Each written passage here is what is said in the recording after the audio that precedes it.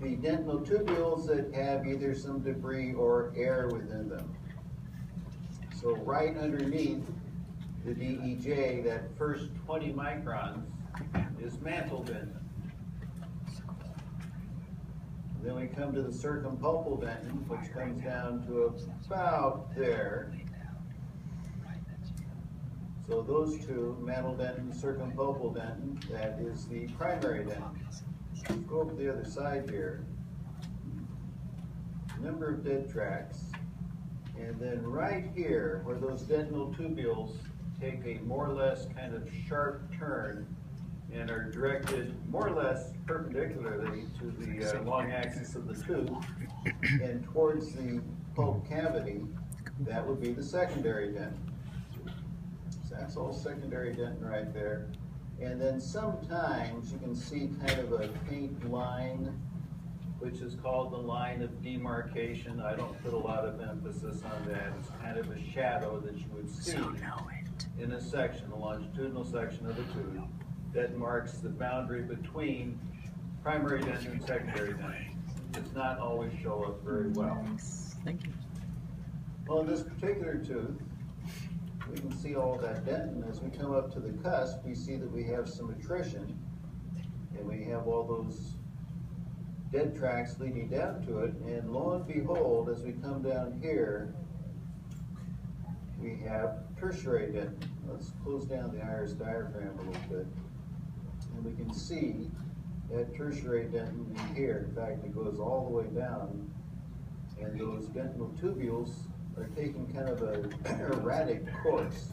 There's a little bit of pulp right here, kind of dried up, but all of this would be tertiary dentin. Now on demonstration, I have a decalcified section of tertiary dentin and also a ground section of tertiary dentin if you're not able to find those on any of your slides. Okay, well, lots of dead tracts. Come down here into the root. We have cementum, and then right here, that is Tome's granular layer, which is found in the root dentin. That's that layer right there, kind of sandy looking. Tome's granular layer is found only in ground sections. It is probably due to the terminal ends of the dental tubules that kind of twist around and entrap air. And right next to that, and in the cementum, is something called the hyaline layer. Sometimes that's grouped with the dentin. Okay, well, there's another structure to find in here. Let's go back up to the coronal dentin. And as we increase the magnification, all these little holly leaf type structures that we see, like right there and right there, that's interglobular dentin. It's kind of spiky looking. It is somewhat less mineralized than the surrounding dentin. So we have interglobular dentin. Let's take a closer look at that.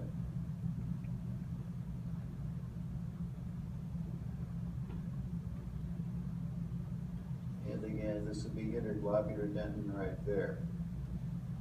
Now, if you look around, you see these concavities, like right there. That's where the globular dentin sits. That you can see in a demineralized section sometimes.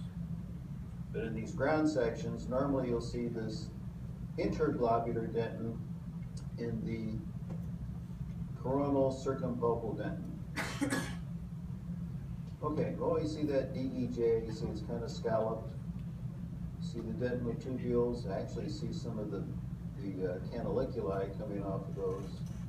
And of course, all these dark ones, those are dead tracts. Let's take a look at another one here.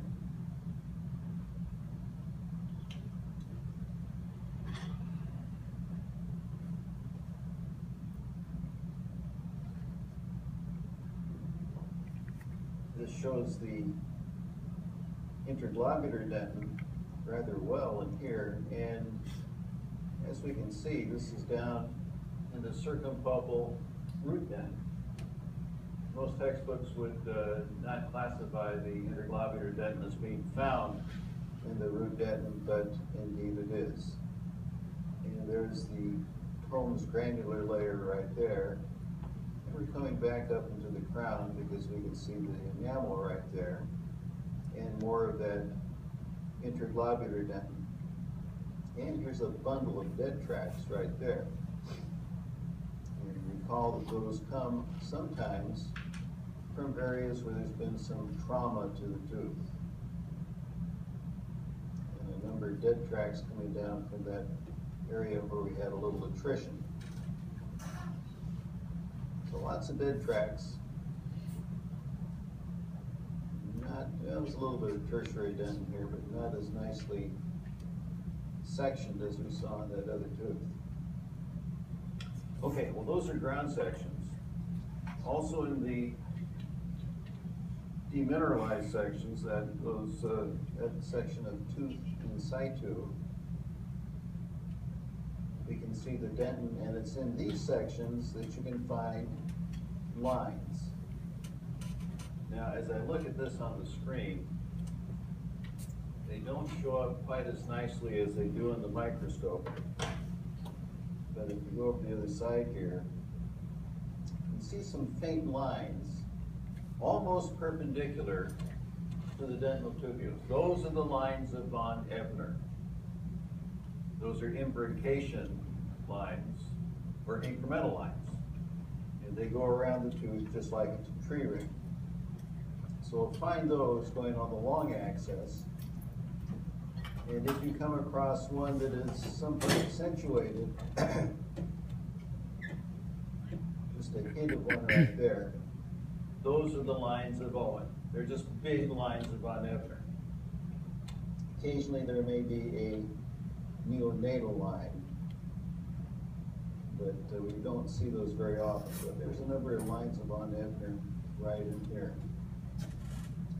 And as we look into the pulp cavity, you'll find a layer of predentin with the odontoblasts right next to it. Okay, well we have cementum out here. We do not see Holmes granular layer in these demineralized sections, but you'll see the dental tubules going out. And normally most of these you don't see the secondary dentin quite as well. So we have that one, and then there are a number of other slides. We have a demineralized section, cross section of the tooth, and we can see the predentin right there, the odontoblasts, and in this case we have a separation right there. That would be that line of demarcation between the primary dentin and the secondary dentin. And on some of these, you may even see a little bit of tertiary dentin. But we see some lines of Owen right there. And indeed, these go all the way around, just like tree rings. Now, there are also some slides in the slide box, and they have different markings on them. These come from a research study that was done by some periodontists. So as we look, we can see lines of von Ebner right out there. Number of dental tubules, and then right here we can see that area. We have some tertiary dentin that's in the process of being formed by those odontoblasts. A little bit of predentin right there, and then we have the layer of tertiary or reparative dentin. In fact, we have a little bit more of that right here. And if you look on some of these slides, you may find areas in which you can see those dental tubules in cross-section. So we have a number of them right there. So if this were a ground section, that lining of the interior of that dental tubule would be peritubular dentin. In the demineralized section, it's actually gone because it's been demineralized, and peritubular dentin has not much organic material in it. Okay, so we have those slides to look at. We have these two demonstrations, and then up here on the montage, I have some stereo pairs of a slightly demineralized dental tubule that's been cut longitudinally. And so that's what we see up here on the montage. They're just kind of stuck up here with some tape. And I'll need to fix that down a little bit more. So we have a stereo viewer here. So you can look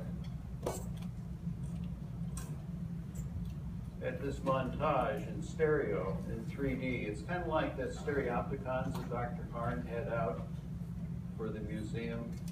You put that picture in and look at it with the viewer. That's what this does, except they're one above the other, or one underneath the other, whichever you prefer. So as you look at this, there's a viewer, and it's got two prisms on it.